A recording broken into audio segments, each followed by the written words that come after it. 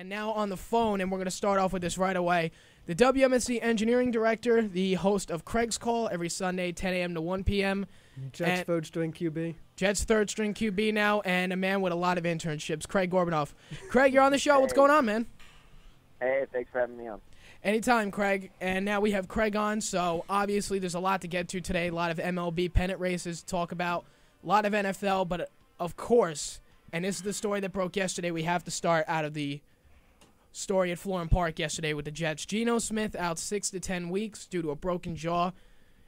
He was apparently sucker punched yesterday. So before we get into detail, I want all three of your thoughts. Craig, you started off. Well, this is such a fascinating story. Something similar to this hasn't happened since Roger Staubach was sucker punched at practice. And, but that didn't end with a broken jaw.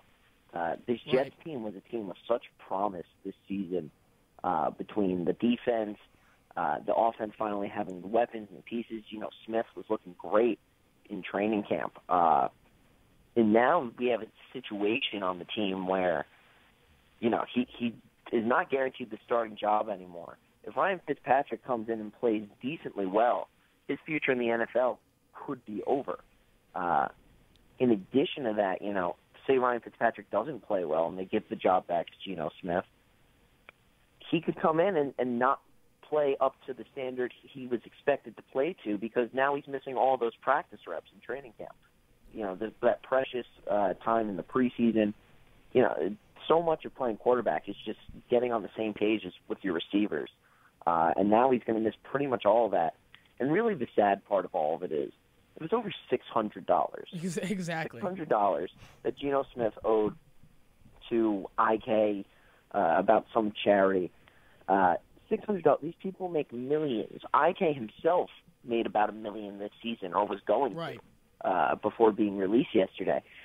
Over $600. It's so disappointing that it couldn't just be resolved with words, and this whole debacle unfolded.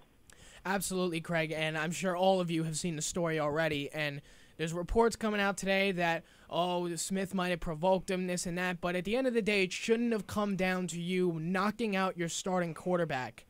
Whether the locker room respects him or not, and I kind of think they do because he's the leader anyway, despite 41 turnovers in 3 seasons. He's your starting quarterback, he's the man, he's the leader of your team. Now he's out 10 weeks. So, Sean, John, I'm going to open up the floor to you now. Yeah, and hearing all this, and what I find fascinating is that this happened a day after Cam Newton got in a big fight. So I decided to really look at these two and compare to how the fans reacted to both of these. Because on Monday, I was watching ESPN, and people were saying, Cam Newton's a fighter. He's a hero for going into the scuffle and basically not being afraid to get involved with his teammates. And he came out of it clean, so he really got away with that. And he's looked at as a better quarterback.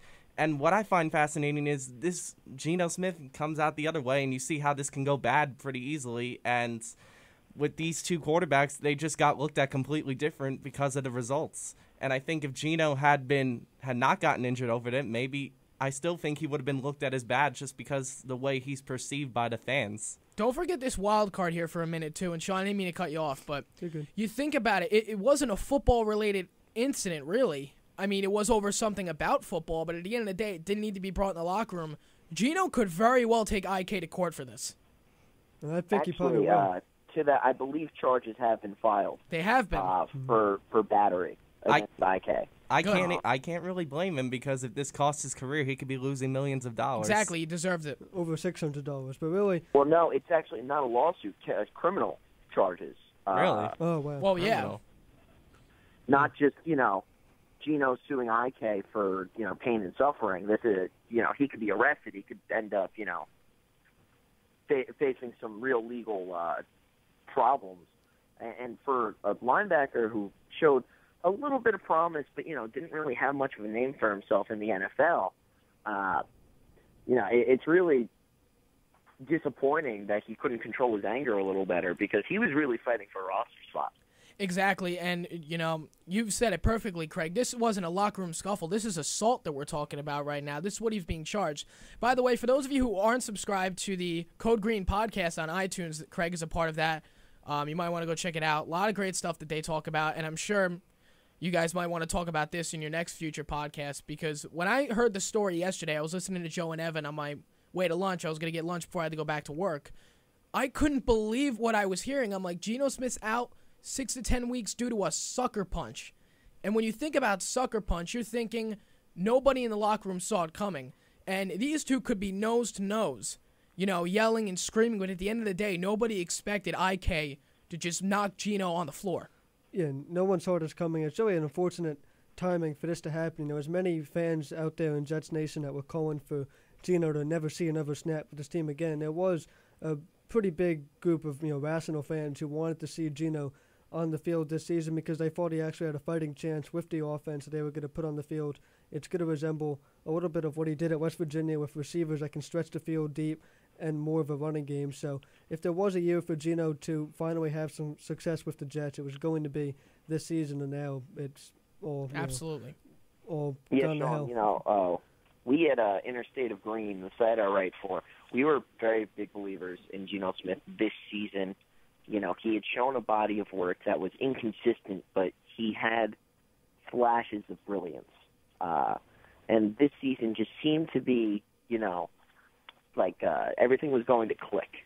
The quarterbacks take some time to develop. We've been spoiled by guys like Joe Flacco and Matt Ryan who come out and perform right away, and they're top 10 quarterbacks, whatever you want to call them. Aaron Rodgers took years to develop behind Brett Favre. So it really seemed like everything was set for the Jets this season to at least make a push at making the playoffs. I don't know if I would have guaranteed it, but they were at least going to be in the conversation this season. Now, I don't trust Ryan Fitzpatrick enough because I know what he is. He's not a 16-game starter. He just doesn't have the ability to do it for the whole season. He's a great backup. He can come in and win a couple of games. Craig, I couldn't have Geno Smith now not getting those reps in training camp makes me afraid that he will not be able to compete to the level that he should have been able to compete this season. Greg, and Bryce Petty's just such a question mark. You can't even include his name in that conversation. Yeah, I couldn't have said it better myself about Ryan Fitzpatrick because I told Sean this on the way here. Basically, we know what Ryan Fitzpatrick is already. And I heard Mark Malusis say today the guy has a 33-55-1 record. I was for his listening career. to it in here too. I heard the same thing. Yeah, and I think if I was a Jets fan, I'm saying to myself, I want Geno Smith to start because he may not have looked good his first 2 years, but at least he has the potential to have some sort of upside. With Fitzpatrick, we know there's probably not going to be an upside. Exactly. At least you can get some clarity with Geno if he's going to play the season out, to perform and help this team make a playoff push, like you said, Craig, or just underperform and get benched and ultimately lead into Fitzpatrick that way, anyway. But to now have Geno not being able to play and kind of just having him around on the roster but with no definitive role and kind of just leaving this team confused at the quarterback position is not a good spot that you want to be in for a new coaching staff. Sean, you said it absolutely perfectly the way you just said it right now because, Geno, I personally believe that this was Geno's last year to show what he had. But you take a look at the weapons that he had. You pick up Brandon Marshall. You have all those guys there, so he has weapons to work with now. And we knew going in this year it was going to be what the Jets' defense can do, what the running game can do. Is the O-line going to give time Geno to throw? So the quarterback situation was tricky going in. So if Geno throws 9 interceptions in his first 3 games and is benched by week 5 and Fitzpatrick comes in, that's fine. Yeah, at least then you have a definitive cause of why he should be benched, and you have a clear reason to come to Fitzpatrick where you know what you're getting with him. And at least at the same time, you still have Smith on the active roster. So you understand why Jets fans were upset about this. No Jets fan wanted to see Geno Smith inactive for 10 weeks. Even then, I think I would have gave Smith the full season. I think I'd be ready to go all in with Smith because, like I said earlier, I know Fitzpatrick's probably not leading me to the playoffs. At least I can have an inch of hope with Geno Smith. Right. And if I were the Jets, I would have gone Smith for the full season. And if it's really just looking ugly by week 8, you put Petty in and just see what he can do, just as a rookie. But now the whole offseason, since the draft for the Jets is not, it's, just same old Jets, right? Sheldon Richardson, his incident, it's been talked to death, but there is no Jet Nation. Right, he kind of ruined his own career They're unable to re-sign Muhammad Wilkerson. D. Milliner gets injured. Antonio Allen gets injured. Calvin Pryor also got injured yesterday in practice, which is a less talked about story, obviously, because he's not the starting quarterback, but still an important piece in the Jets secondary. It's kind of just slipping through Todd Bowles' fingers, and I will say this: I think he handled everything perfectly yesterday. I was just going to take that too. Coach can, but at a certain point, you just kind of shake your head and you just say to yourself, "This is the same old Jets. They can't seem to put it together." And the Jets that looked like they were going to have a promising year. I'm not saying playoffs, but I was saying a 500 record. Now all of a sudden, that's on the back burner right now. Geno's out 10 weeks. You have to put all your faith in a 33-55-1 quarterback in Ryan Fitzpatrick. And now the so-called project in Bryce Petty is now all of a sudden second string. Yeah, and I'm not going to sit here and say the Jets season is lost, because I definitely think they can still salvage something of it, because this division is wide open. The Patriots are losing Brady for 4 games, and they're not coming in with the Super Bowl team they had last year. And frankly, I don't think there's a bad team in this division, including the Jets. And I think if they had a stable quarterback, like, say, your Tony Romo or Russell Wilson, they'd be looked at as a playoff team. And the one thing we talked about a lot, Craig, and so on your show, Craig, leading up to the draft, was that the Jets need, that player. Sometimes it's the right option in the draft to just go with a player that is someone that's going to sell tickets and someone that's going to excite the fans, just a playmaker-type player that the Jets lacked. And that's why I was leaning towards them taking Marcus Mariota. But instead, the Jets now, this season, it's almost crazy to say it, but Geno Smith could have been that player that fans were excited for. And to think that Jets fans could be excited to see Geno Smith in 2015 was something that we never thought we were going to come to, but we were at that point, and it was going to be in just a few weeks that we were going to see him on the field, and now, of course, all of that is gone. And, Sean, to that point, two guys that are also injured that I forgot to mention before, Devin Smith, who was looking incredible, punctured a lung, broke his ribs. He's out pretty much until the start of the season, so who knows what his development is going to be like. He was that exciting guy. I thought fans were going to be very excited to see him. And then Chris Owusu is another guy every Jet fan was talking about last week. Everyone was talking about him. He was playing out of his mind. I got the chance to see him at practice. He's making one-handed grabs, very athletic, gets a concussion, and now he's out. So it's just sort of everything's falling apart. I still think they're a good team, but honestly, I have no idea how the season's going to unfold now. I think a lot of important guys are missing important practice reps, and that does not translate well to a good season. Yeah, we're talking with Craig Gorbunoff, the WMSC Engineering Director, host of Craig's Call, and writer for Interstate of Green. We're talking Geno Smith as to what happened yesterday. And now we have on the phone, we've had him on a lot of times from TCU. He has been on my show many times already. James Creange. Hey, James, you're on SMC Sports. What's going on? Sean, thank you for taking my call. I apologize for any noise in the background. I'm in a parking lot, but I was so furious about Geno Smith that I felt like I had to call in today. You know what it was, James? We were talking yesterday. I remember you and I were texting back and forth. I was driving to get lunch before I had to go back to work, and I originally think Geno Smith probably, I don't know, broke his ankle or sprained his ankle, did something, but for the fact that he was punched in the face by now a former backup linebacker, I understand. You know what? I gotta tell you, there's so much about this that makes me mad. First of all, it comes all back to the Rex Ryan regime, where anything went in the locker room, and he's such a player-friendly coach. But it sets up this regime of anything goes, and these disputes, these locker room fights. Which this is not the first time there was a locker room fight for the Jets. I think they're the only organization that has these fights not out on the field. They're the only one that, it comes back to the locker room. It's not the first time. It's just the first time someone broke their jaw. Yeah. But it drives me crazy. And then the fact that the fight was over $600 that Geno wouldn't pay back, a guy that, makes a $6-7 million signing bonus. For a guy that's working, instead of paying $600 to a guy that's on the veteran minimum, rookie minimum, drives me crazy, Sean. Drives me crazy. We didn't really get into exactly the details, so let's get into that before we go any further. So the story was IK was running a football camp in Texas. He asked Geno to come. Geno, of course, said yes, so he bought him a $600 plane ticket.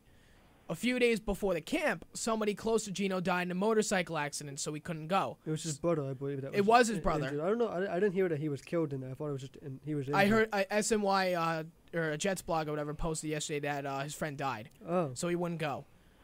So he said, okay, just refurbish me for the $600. Geno never did it. This was over a month ago. So this was over a month ago, and it's not the first time he asked Geno for the money. Yes. No, it's and the fact that Todd Bowles says that Geno was sucker punched in the face when all the reports say that Geno was up in the face of IK. I mean, it's crazy. It's asinine that this would happen. But did you really expect IK to throw a punch at a starting quarterback? Because I'm sure the whole locker room didn't. You know, they could be, like I said before, nose to nose for as long as you want. But did you really expect this guy to have the guts to knock out and injure his starting quarterback, knowing that he was going to be released minutes later? Definitely not. You definitely don't expect IK to do that. But I think it kind of brings up a bigger issue, which I'm going to be writing about this week, actually. Right. But it brings up a bigger issue that there's such a double standard of punishment in the NFL. Let's say Geno had punched IK in the face. Right. I think that Geno would get suspended maybe a game by the Jets, and IK would be released for being a locker room problem. But instead now Geno's looked at as a victim here instead of IK, because IK is just a scrub, 15 linebacker that's easily released by the team. Where if you can't just release Geno, and Geno's supposed to be your quarterback of the future, so you got to defend him. I just think it's a double standard in the league. It's definitely a double standard, because if Brickashaw Ferguson would have been the one to punch Geno, then there's no way that the Jets would be releasing him. And I said earlier in the show, I think Cam Newton was looked at differently than Geno Smith was for getting involved in a fight just because he's a better quarterback and he didn't get injured over it. And the Jets knew what they were getting into with IK when they drafted him. He had some off-field issues, so it's a fifth-round pick. It makes it easier for them to cut. I think too, if it had been Revis, let's say Revis had been the one to punch Geno in the face, I honestly don't think. I think Geno would be painted as the bad guy in the scenario, like Geno just provoked it on. So I think it's just there's this tier of NFL players, and I think the NFL strives on storylines and it strives on superstars. And now Geno's not a superstar, but he's a better player than IK. And so you got to defend the better players. He's still the starting quarterback, so he's going to be looked at as the quote-unquote prima donna. He's a well-known player in the New York City area, so of course everybody knows who he is. That's what it is. Exactly. And that to me is wrong. It's definitely wrong, but at the end of the day, I think what you said is true. They're going to probably side with whoever's the better player in that situation. Yeah, which is unfortunate. But when all's said and done, I think the Jets are better off. I think Ryan Fitzpatrick's the better quarterback. Really? Yeah, I think Geno's horrendous, and I think Ryan Fitzpatrick will be fine. And can he take this team to the playoffs? That's the question. Probably not. I don't think either one is going to bring him to the playoffs. But I do think that Ryan Fitzpatrick will be better off and will retain the starting job for the whole season. I don't think Geno's going to see a starting quarterback snap for the Jets again in his career. Do you look at this as like a blessing in disguise then, or do you still look at it as like a bad situation for the Jets, what happened to Geno, if you want Fitzpatrick in there? It's a terrible and embarrassing situation for the Jets. It's not a blessing in disguise at all. You know what it is? Yeah, James, go ahead. No, I was just going to say, it's not a blessing in disguise, but it doesn't mean that I don't think the Jets are better off as far as their quarterback play goes, but I think even just dividing the entire locker room is ridiculous. Right. And you know what? Here's the thing, and James, you're absolutely right. I do think it is a little bit of a double standard, but at the end of the day, you see fights in locker rooms all across the country during training camp. Des Bryant, a prime example. Cam Newton, another one. But at the end of the day, none of these guys are out for 10 weeks with a broken jaw. That's the difference between every training camp. Now, I did say this. Well, it's true. I did say this. But a lot of the fights, and this is what speaks so poorly of the Jets locker room, is a lot of the fights happen on the field. That's why there's video of it. Well, the Jets have had fights year after year in their training camp, in their locker room, and you don't see video because it's in the locker room. And no other team reports about all these fights year after year. You know, you're right, and I said it before while Craig was on with us. Excuse me. This season was, a complete mess situation with the quarterback. You have Smith, Fitzpatrick, and Petty. Petty most likely is still going to be a project when Smith comes back. Yeah. So you're taking a look at what the Jets have. You want to know how the defense is going to be with Williams now leading the charge with Richardson out 4 games, maybe longer. Revis out there, Cromartie out there. You wonder what the running game is going to be like. You wonder how the O-line is going to help the quarterback. So the quarterback situation has been shaky from the beginning. And I said it before, if Geno Smith throws 9 interceptions and is out week 5, I feel like that's your blessing. Okay, you have a reason to bench him, but at the end of the day, at least he's still on the active roster. No Jets fan wanted him out 10 weeks. Exactly. No, I completely agree. And no Jets fan is going to tell you that Sexy Rexy Grossman or Tyler Thigpen are better quarterbacks than, which, by the way, are the 2 guys that the Jets have talked to so far. They were in their prime, not now. Yeah, they're not better quarterbacks than Geno Smith. They're just right. not. Neither guy's played in the league in 2 or 3 years. Exactly. So the team overall is worse off. And the Jets have the Lions tomorrow night at 7:30 at Ford Field. So we would assume Fitzpatrick is going to start. We'll assume we see Bryce Petty. But this whole situation, and I completely understand why Jets fans are upset about this because, again, if you wanted Geno not to be the starting quarterback, you wanted him benched. You didn't want him out, just out. Because now the Jets have to look for a second-string quarterback because Fitzpatrick is going to start. If you can't find that, you have to trust Fitzpatrick doesn't get hurt by week 9 or week 6, 7, 8, whenever Geno comes back. And if that does happen, now you have the Bryce Petty project now starting for the New York Jets. It couldn't be worse for the Jets right now. I think you got to ask yourself a question. If Geno's out for an extended period, do you give Bryce Petty a chance? Do you give him a chance to compete for the starting job? If the Jets are 0-5 by week 6, yes. No, I mean even sooner than that, like just in the first couple weeks of the season, and Geno's not coming back anytime soon. I feel like like I said earlier, I feel like I would go with the quarterback with potential upside, and I know Fitzpatrick's not that. So maybe Petty can give that to you. Maybe he would surprise people. I'd like to see Petty and Fitzpatrick get almost equal reps here in the preseason. Yeah, they will. I want Petty to have a fighting chance at the job. I don't want it to go to Fitzpatrick. Oh, it's an open job now. As of right now, Fitzpatrick is a starter, but the chances of Petty, having an unbelievable preseason and starting week 1. That is not out of the water just yet. Obviously, it was if Geno's around, but Geno's gone. Bryce Petty could be the starting quarterback. I don't think it'll happen, but he's got a better shot now than he did yesterday at around 9 a.m. Yeah, definitely. And if you go with Petty, at least you're potentially building something for the future. Because Jets fans were ecstatic about Geno, but we have to consider the possibility and a very realistic possibility at that a healthy Geno Smith could have still came out in the first 5 weeks and thrown 58 interceptions, exactly. And the team would have been over. And then if you're in that case, you still have no quarterback for the future. Fitzpatrick is coming in, and he doesn't have many years left. So at least now this gives them a chance to see what they have in Petty, who at some point down the line, unless they have to go to the draft again, we are assuming will be the Jets starting quarterback at some point. It's an unbelievably disgusting situation if you think about it. And that was the word that I heard perfectly last night on radio shows on SNY. Lord knows what Skip Bayless said this morning. Oh boy. But I didn't watch him this morning. I feel like disgusting was the best word for it because if Geno had went out with a broken ankle or whatever, that would have been the Jets calling. Thank God. I mean, horrible for him. Hope he comes back healthy, but thank God. But the fact that he got quote unquote sucker punched. This is a whole different ball game now. Yeah, and I feel like people are exaggerating the term sucker punch because if it's true that you're up in each other's faces, I don't think a sucker punch is possible. You have to really not see that coming. And again, Geno being the starting quarterback, the leader of the team, face to face with a nobody linebacker in IK, you don't think anybody's really going to swing. You probably think a couple of shoves, all that. Everybody's separated fine. You did not expect that. No, that's true. I don't think it, with quarterbacks being the untouchables, you have a point there. I think there's something to be said about what James brought up with the Jets having these fights in the locker room as opposed to other teams like we saw with Des Bryant and Tyler Patman on the field, and the Cam Newton one was also on the field. Yeah. When the fight's on the field, it's usually because of football. Yes. Because these guys aren't talking about... late hit, holding, get off me, blah, blah, blah. You're right. These guys aren't talking about... they're not discussing this plane ticket in between snaps.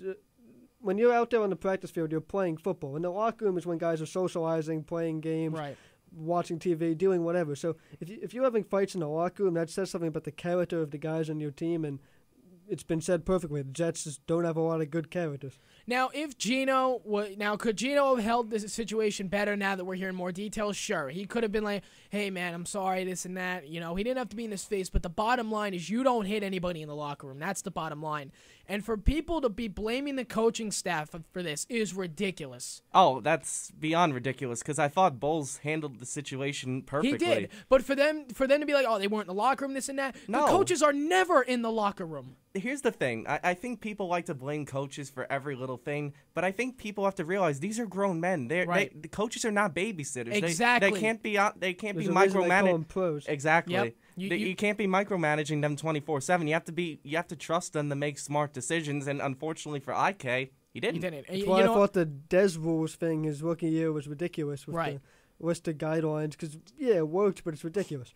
Well, look at Des now, what it did. And, John, you said it absolutely perfectly. I'm surprised Jets fans aren't blaming Rex Ryan for this. So, you're absolutely right. They're professionals, all right? They're not babies. Coaches don't have to be in the locker room. I'm sure they were all in Todd Bowles' office when this whole thing happened. I'm sure they ran out when they knew what happened. But at the end of the day, even if they are in the locker room, they're not going to do anything. They think they're professionals. They're all making a ton of money. IK knows what the punishment is if either of them strike each other, especially because he's a nobody. IK is gone now. If this was Darrelle Revis, I see maybe a 3 or 4 game suspension. But for this to be an absolute nobody who was probably wouldn't play until the Jets are down 41-6 in one of those weeks, otherwise he wouldn't play. You're gone seconds later. You're done. Pack up your crap and get out. And that was what James said earlier. He wasn't valuable enough to have his side be considered. Exactly. Which in some case you kind of think could be unfair, but at the end of the day, you don't hit your leader. It is unfair, but unfortunately it's business too. It is business. You're absolutely right. Mm-hmm.